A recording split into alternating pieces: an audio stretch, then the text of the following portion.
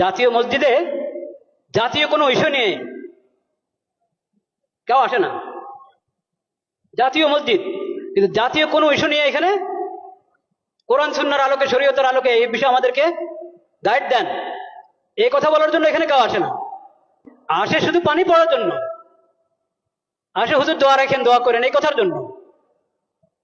এই কথার জন্য আসে না যে জাতিসংঘের দপ্তর ঢাকাতে তাদের অফিস করার জন্য, দপ্তর করার জন্য কথা উঠছে, এটা কি আমাদের জন্য ঠিক হবে? হুজুর কোরআন সুন্নাহর আলোকে একটু বলেন। এটা লালবাগ শাহী মসজিদের খতিবের কাছেও যায় নাই, চকবাজার শাহী মসজিদের খতিবের কাছেও যায় নাই, আন্দরকিল্লার খতিবের কাছেও যায় নাই, বয়তুল মোকাররম জাতীয় মসজিদের খতিবের কাছেও আসে নাই। কেন? আল্লাহ ইমাম এবং খতিবকে কেন ইমাম বানিয়েছেন এটা তারা জানেই না, বুঝেই না। একটা ধর্ম মন্ত্রণালয় আছে, ধর্ম মন্ত্রণালয়ের মধ্যে একজন আলেমকে বসানো হয়েছে, মাশাআল্লাহ, খুশির বিষয়, বিজ্ঞ আলেম, কোরআন সুন্নাহর আলেম। তো যে কোনো বিষয় দেশের প্রথমত ধর্ম মন্ত্রণালয় থেকে অনুমোদন নিতে হবে, ধর্মীয় দিক থেকে এখানে আপত্তি আছে কিনা, এই বিষয়ে ধর্মের নির্দেশনা কি, ওখান থেকে প্রথম অনুমোদন নাও, তারপরে অন্য ফয়সালা, অন্য মুশওয়ারা।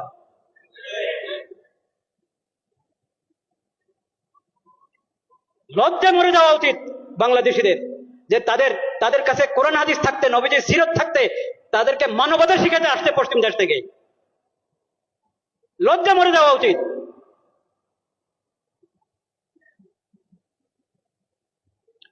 আমরা আল্লাহকে সাক্ষী রাখছি, আমরা এসব অপকর্মের সঙ্গে বিলকুল আমরা সম্পর্কযুক্ত না। আল্লাহ সাক্ষী, আমরা এই ধরনের সমস্ত কর্মকাণ্ড থেকে সম্পর্কহীন। কাকে এখানে পাঠাবে জাতিসংঘের পক্ষ থেকে? আবাসিক সমন্বয়কারী। ওই আবাসিক সমন্বয়কারী কি জানেন? সমকামী। বলেন নাউজুবিল্লাহ। এখন ওখান থেকে প্রস্তাব পাঠানো হয়েছে, এখান থেকে হ্যাঁ বলতে আর কতক্ষণ লাগবে আল্লাহ জানেন।